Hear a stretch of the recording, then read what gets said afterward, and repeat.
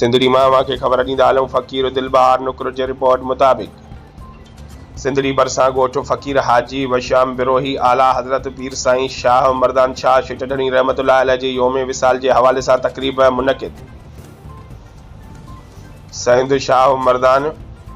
शाह शिटढ़णी रहमतुल्लाह अलैह मुल्क ऐं क़ौम लाइ कयल ख़िदमतूं क़ाबिल तारीफ़ आहिनि। मुक़ररीन सियासत में मशहूर आला पाइजे किरदार जी हैसियत रखंदड़ किंग मेकर अज़ीम अॻवान हज़रत पीर साईं शाह मर्दान शाह शिटढ़णी रहमतुल्लाह अलैह जे योम विसाल जे हवाले सां उर्स मुबारक निहायत अक़ीदत ऐं एहतराम सां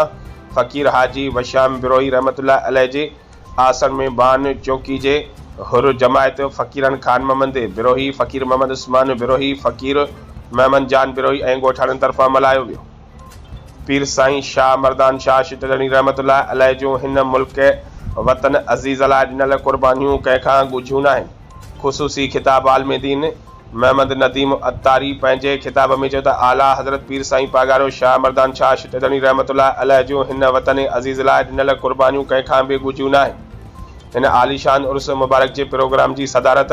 अब्दुल रशीद खलीफ़ो वली मोहम्मद पहोड़ करे रहिया हुआ, जॾहिं त सिंध जो सदा मलूक सुगढ़ फ़कीर महमद हिंगोरो सोने अंदाज़ में मनक़बत ॿुधाए वेठल हर जमायत खे वजद तारी करे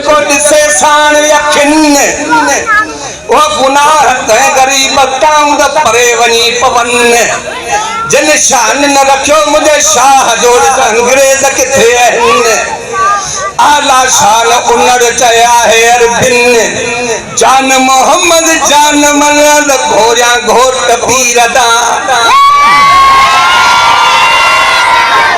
बिठाऊं वेसे वकड़ा अदा तदे यजीदन पुठा ऐसा नेक कम कया मौला करीम अज़जा इन तमाम जो सवाब मुझे नाकिस अमा जे मुताबिक न बल्कि पंजे शाया निशान